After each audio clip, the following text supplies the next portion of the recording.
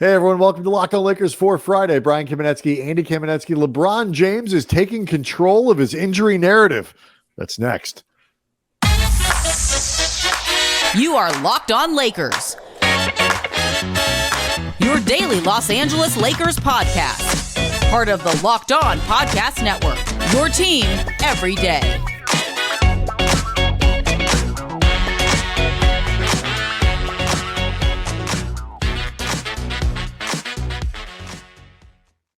Thanks to everyone for making Locked On Lakers first listen of every day, Monday through Friday, no matter how or where you get your podcasts. Always free, never going to be behind a paywall. And Locked On Lakers on YouTube is where you can go to see the show, to engage with us, leave us comments, leave us questions. We love to use the all that stuff from the channel on the show. But more importantly, you get to hang out with a fan community of Lakers fans, about 14,000 people strong. So plenty of people there to interact with and get angry with and get excited with, depending on what the Lakers do on any given night. And Friday, Andy, is a massive game for the Lakers with the Oklahoma City Thunder.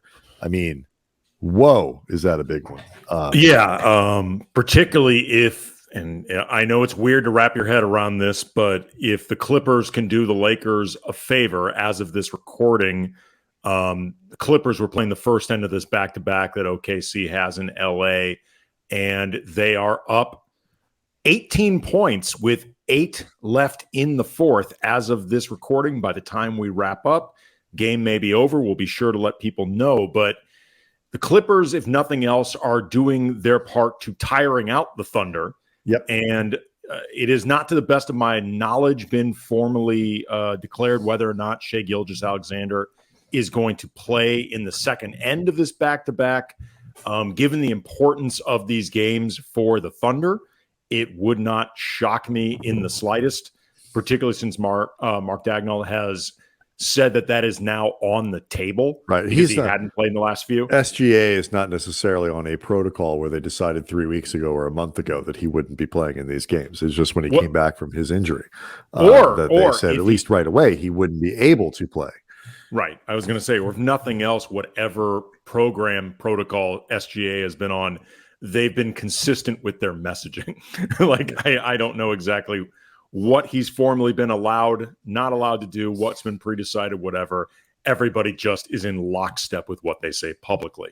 Could be. Either way, no matter what the result of that game is, win or lose for the Thunder on Thursday, the game Friday is just of massive importance. Pelicans win on Thursday as well, so they're kind of quietly keeping themselves alive in the race for the top 10 in the Western Conference. So plenty to watch there. We're going to talk a little bit. D'Angelo Russell had some really interesting stuff to say, both about his potential future in LA and just about how he's evolved as a person since his first stint.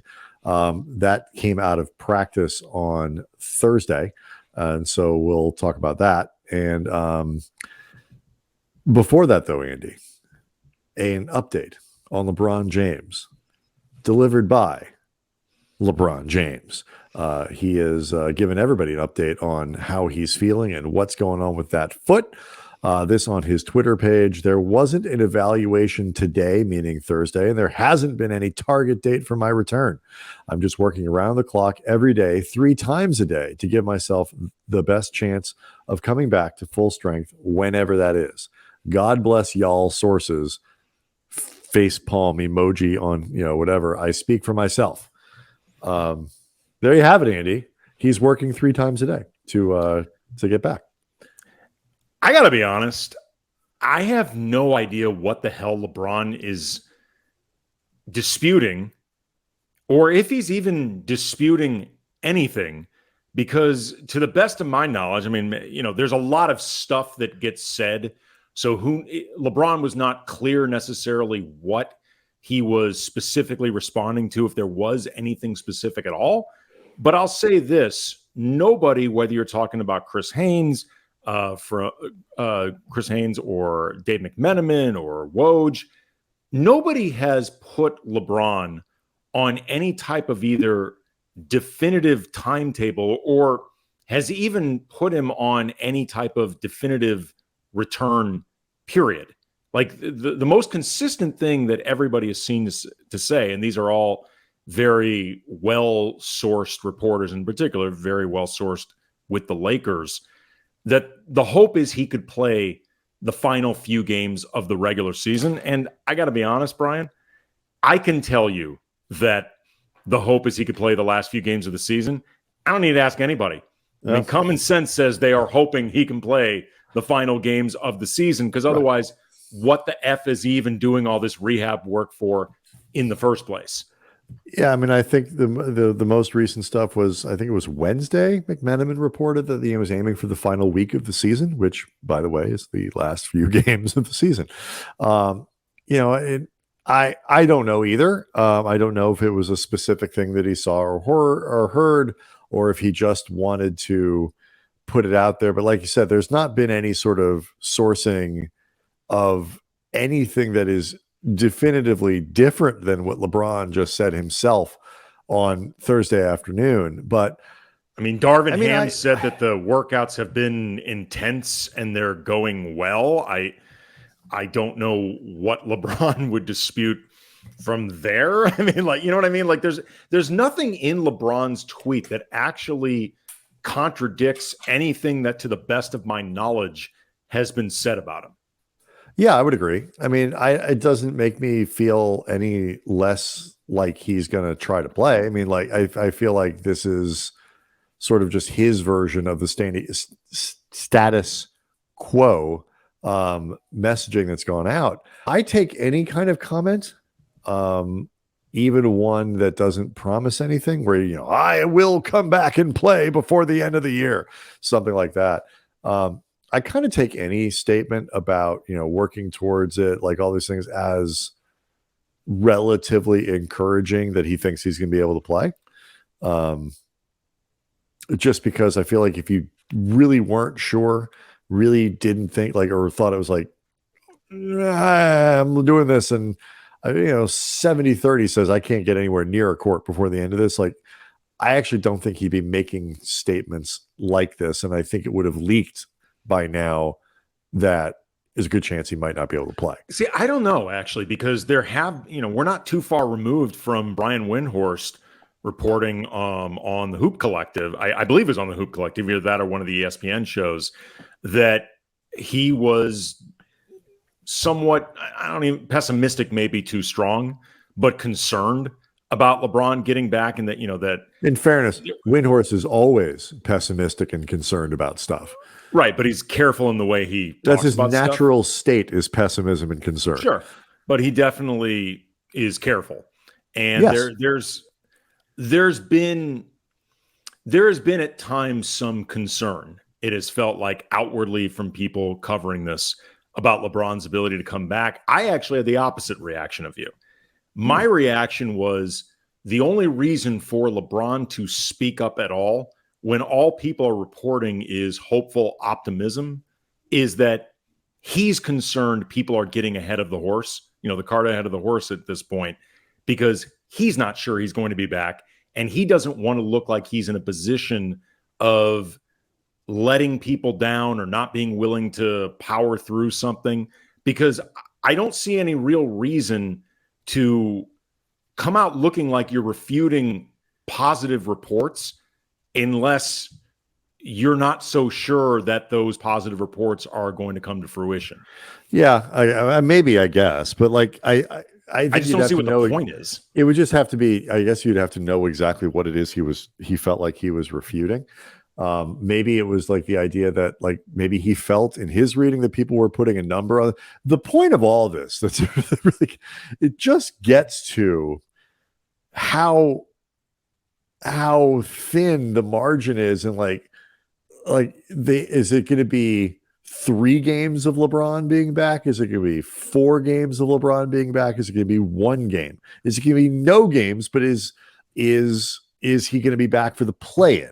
Like, all of this stuff, like each way you move the LeBron meter in one direction or the other has such a profound impact on how you would categorize the team's odds in some of these games. Or I think, what are they, 7-5 since the injury? They've performed pretty admirably going into tonight's game. But like, you just wonder, is there a diminishing turn? Is there a point at which it gets too challenging, or you just run out of steam? It really does. There is a difference between 3 games and 2. There is a difference between 2 games and 1. And that's just kind of where we are. Okay, actually, too, and I had forgot to mention this when we were going through our rundown, but there was another wrinkle that was raised about LeBron's potential return, assuming this happens, and this had nothing to do with anything LeBron has tweeted out about, I don't know, a complication that perhaps makes it not so obvious that you would even want LeBron back on the court in the first place. Interesting. Can you tell me about that next? I will tell you about that next, after I also tell everybody about Nissan. And Locked On Lakers is brought to you by Nissan, and Nissan's Most Electric Player of the Week is brought to you by the all-new, all-electric 2023 Nissan Ariya, and the award goes to Austin Reaves. It has been a hell of a week for Austin Reaves, who has been nothing short of electric. Career high 35 points, 9 of 14 from the field, 6 of 18 from the line versus the Magic on Sunday. Then he gets put into the starting lineup. Wednesday helps fuel a critical win over the Phoenix Suns with 25 points, another 13 trips to the line. He's got deceptive power and strength to draw fouls with ferocity, but at the same time, he keeps defenders off balance with smooth, elegant footwork. The dude will be able to afford many Nissan Ariyas starting this offseason. The 2023 Nissan Ariya packs pin you to your seat power and premium intelligence all in one EV. The all-new, all-electric 2023 Nissan Ariya, the EV for people who love to drive. Shop now at nissanusa.com. So do want to also let you know that this episode is brought to you by FanDuel Sportsbook, the official sportsbook of Locked On. Make every moment more. Visit FanDuel.com/Locked On today to get started. You had something else that was intriguing and interesting that you wanted to inject into this LeBron conversation, Andy. So Jay Will on the ESPN show that I don't remember the exact name of it. It's the one with Jay Will, Max Kellerman, and Keyshawn Johnson. I think it's called like Jay Will, Max, and Key or something like that. He was talking about, because Austin Reaves has become the toast of the basketball world right now, and the toast of LA, and he's absolutely crushing it now in the starting lineup. And raised the idea of, does bringing back LeBron possibly make this too complicated or disrupt the thing that's going well? Quote, when you bring back LeBron in this short period, how in the hell is Austin Reaves going to continue to play at this level? The ball is in Austin Reaves' hands a ton. You guys know the lather, the type of rhythm you get when the ball's in your hands, the amount of possessions, the volume of possessions. You feel way more comfortable with a rock now. End quote. So in other words, this now being Austin Reaves' team and all, right? When you bring back LeBron, like Austin Reaves is now Batman, Anthony Davis, Robin, and LeBron Alfred. What happens when Alfred wants the ball? Now, like, Alfred is used to having the ball. How do you handle this, Brian? And I don't mean this disrespectfully. That is stupid.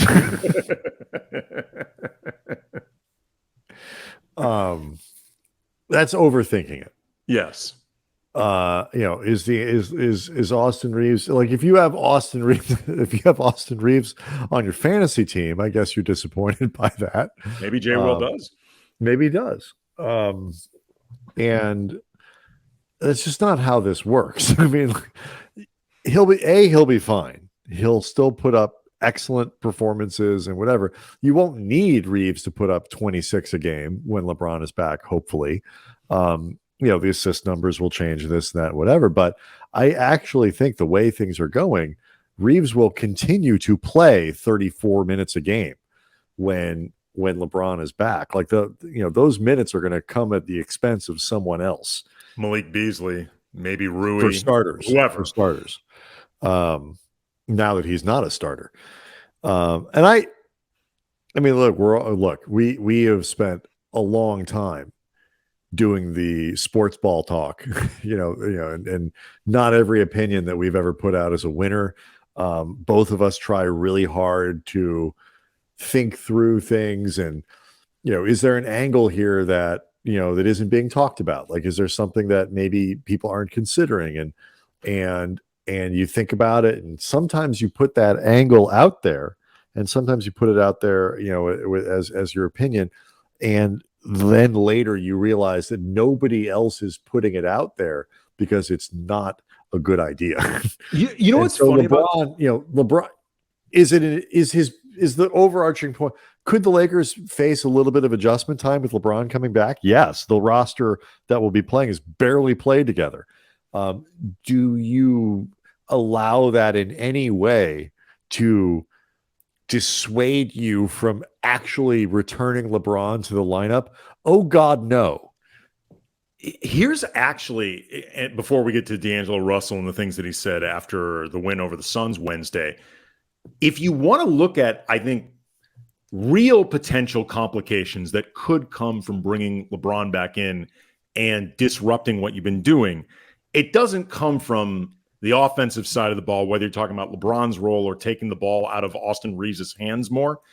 The thing that actually I wonder about is, given how well this team has been defensively, and knowing that LeBron at this stage of his career, much less coming off a pretty significant injury, foot injury.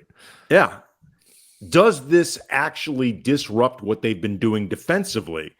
And how do you go about covering for the idea that LeBron is going to have to, even in the playoffs, as much as I know he's going to try to crank it up as much as he can, assuming the Lakers are in the playoffs or these last couple regular season games, whatever, he still is going to be at a place where he has to pick his spots. So what do you do with that? I think that's actually, it's a legitimate question. If Jay Will was going to raise some type of what do you do when LeBron returns question, that's actually, I think, a more legitimate one than the idea of what do you do when LeBron starts running the offense? Right. And you scheme for it and you game plan for it and you think of those things ahead of time, but you don't let it in any way even approach your brain that you're like, maybe we should just let him, leave him out of the lineup. We got too much of a good thing right now. DNP CD. Right. We'll see it. We'll see if he can crack the lineup again, but DNP disruptive. Right. It's just, sorry. It's just it'd be one thing if the Lakers had ripped off, 14 wins in their last 16 games or something like that. They haven't. I mean, Reaves is playing great. There's no question. But the team has performed admirably, but it's not like kicking everyone's ass up and down the NBA right now. I mean, they're doing as well as you could expect. I'm thankful that they're still in it. But let's I'm just be real with what we're talking about here. I'm just thinking about the amount of wins that would be required to rip off for Darvin Ham and Rob Pelinka to sit down with LeBron and let him know. I mean, look, how many of the Lakers win in a row? Like Elgin retired or something like that. It's like 33, something like that. Right, and it's like, or then that happened right after though, right? Isn't that how it worked? I think it was. I don't remember. It was. Yeah. It happened in the same season. I don't remember the exact order of. Let's just say the Lakers they're 7-5 since LeBron went out. Let's say they were 12-0.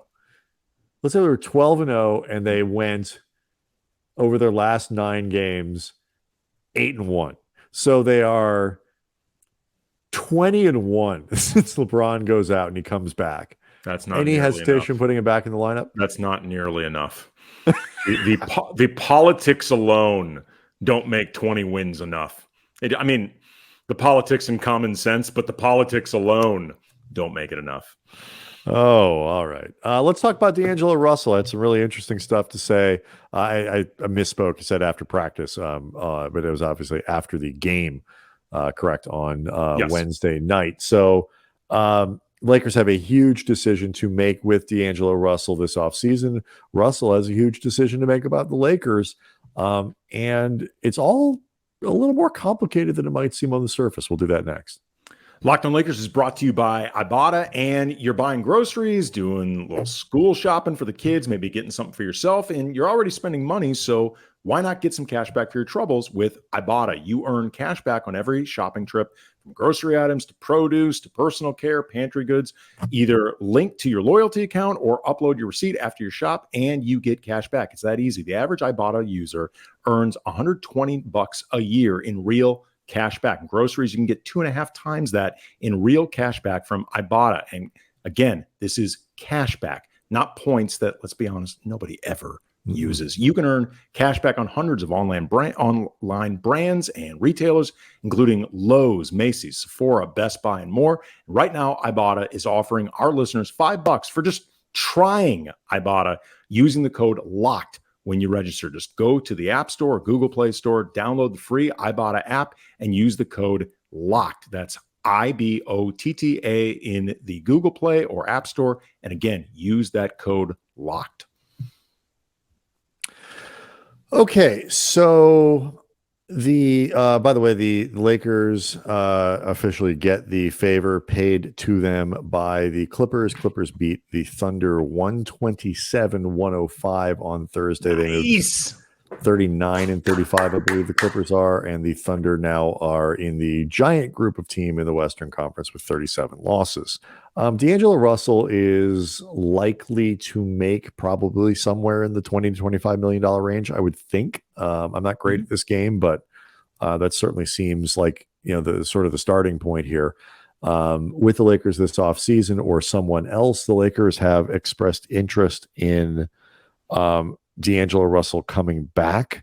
D'Angelo Russell has shown interest in the same, but had some really interesting comments about that after Wednesday's game and about his maturity, about returning to LA, about whether or not he feels home here yet.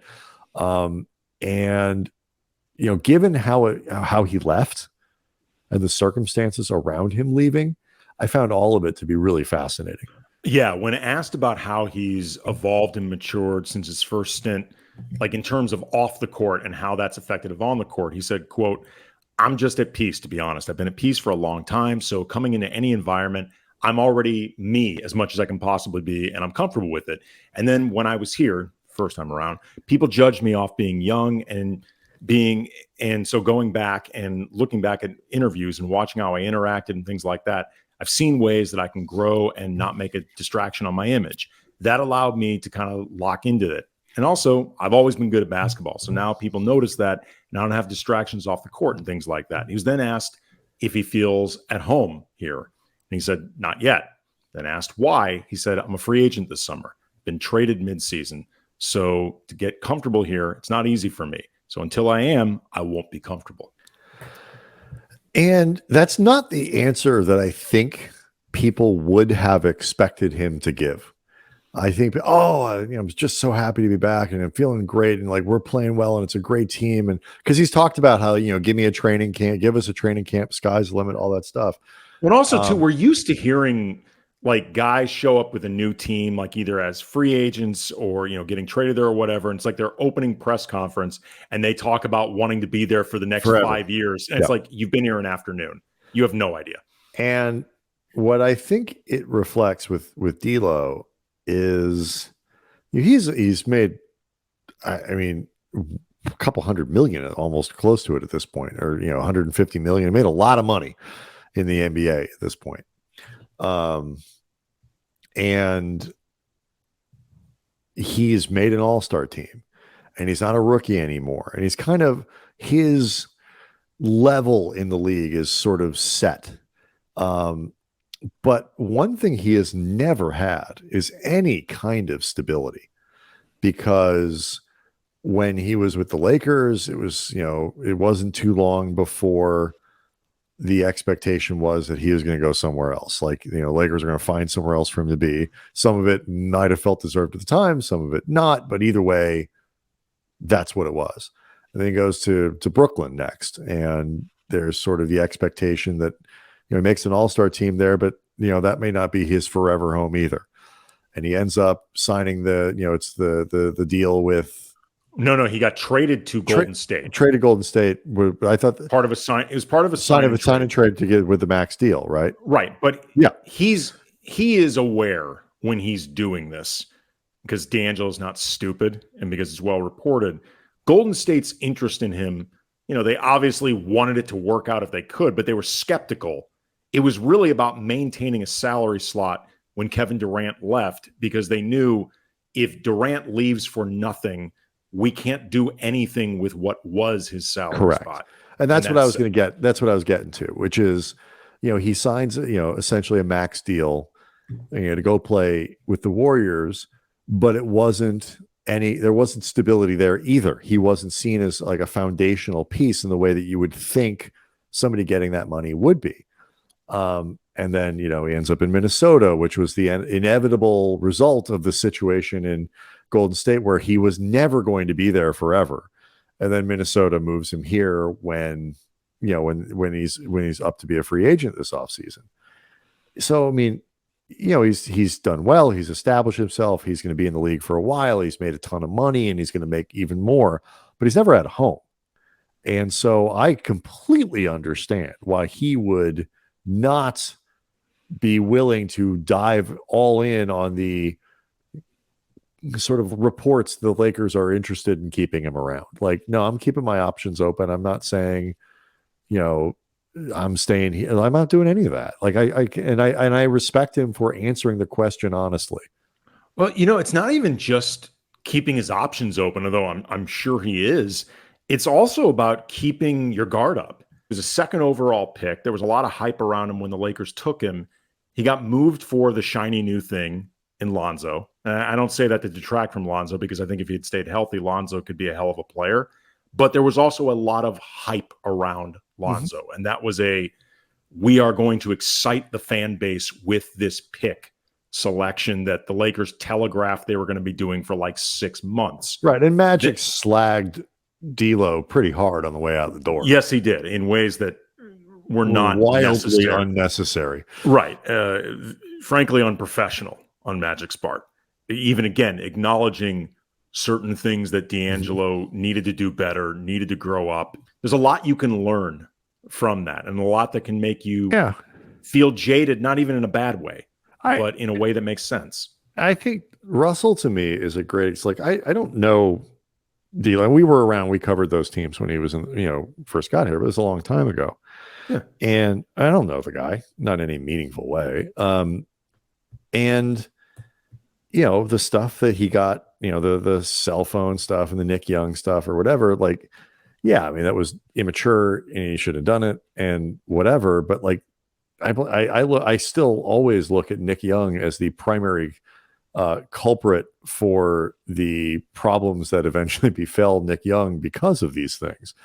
But sports are weird because it's really it's like the only profession I can think of that when you are 19 and essentially getting your first job, you are supposed to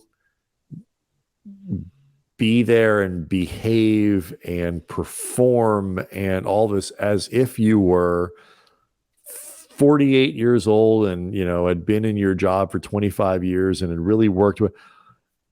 And the tolerance for like I'm not talking about like when some people do things that are like, you're 18, you're 19, you're 20, you're 22. It doesn't matter. Like these are things you just can't do, like really bad things, genuinely terrible things. But like what D'Lo did wasn't bad. It was 20-year-old stuff. It was 19-year-old stuff. It was things like that. And we are remarkably intolerant of stuff like that from athletes, particularly in the NBA when these things happen. And it's another one of these places where the context of sports is so different than anywhere else in the world, because nowhere else are you expected to be your fully realized professional self at 19. And just context matters, environment matters. You take the same D'Angelo Russell appearing in the same, same age going to a different organization with different expectations where Lonzo Ball isn't an option 2 years later. Everything could turn out differently. Well, it was also contextually, it's important to remember too, in terms of D'Angelo's development early with the Lakers, his rookie season was Kobe's final year in the farewell tour. And the amount of true attention paid and development towards Russell and Randall and Jordan Clarkson, Larry Nance Jr., it was non-existent. It really was. They would play one game. Kobe was there. Everything revolves around him. They play another 2 games. Kobe's not available. Not even sure what you're supposed to be doing out there. Like it was a very herky-jerky, helter-skelter year. And all of those guys understood why Kobe was getting this treatment. And they all thought rightly that Kobe had earned it and deserved it. And you want to see Kobe go out celebrated the way that he was. But in terms of what it meant for these young guys, and particularly D'Angelo in his rookie year, trying to figure out what the NBA is all about, doesn't help. No, definitely it does not help. So it's interesting. And, there are so many times when you see these things. I've told the story about Kobe and talked to him about like, what if he'd gotten drafted by other people, and like, the what ifs and the sliding doors and all that with sports are infinite, but it's also just, it is a reminder. He has always been a reminder to me of how strange the sports world is, down to everyone getting really upset when people won't put their physical health online, on the line for their entertainment. It's like, anyway, Locked On Lakers on YouTube. A quick update. I mentioned before, there were a lot of teams in the Western Conference that will wake up on Friday with 37 losses. The technical term for that, Andy, is 6 teams. 6 teams in the West with 37 losses. Damn. That's crazy. Yes, so the Timberwolves at number 7 are 37-37. The Jazz at that is 12 are 35-37. So they have the 2 games in hand. And everyone else in between. One game moves you a lot in one direction or another. Lakers still only a game and a half behind the Golden State Warriors for the 6th spot. Anyway, Locked On Lakers on YouTube is where you can go to see the show. We'll be back after Friday's episode Friday's game for a bonus episode. We'll see everybody then.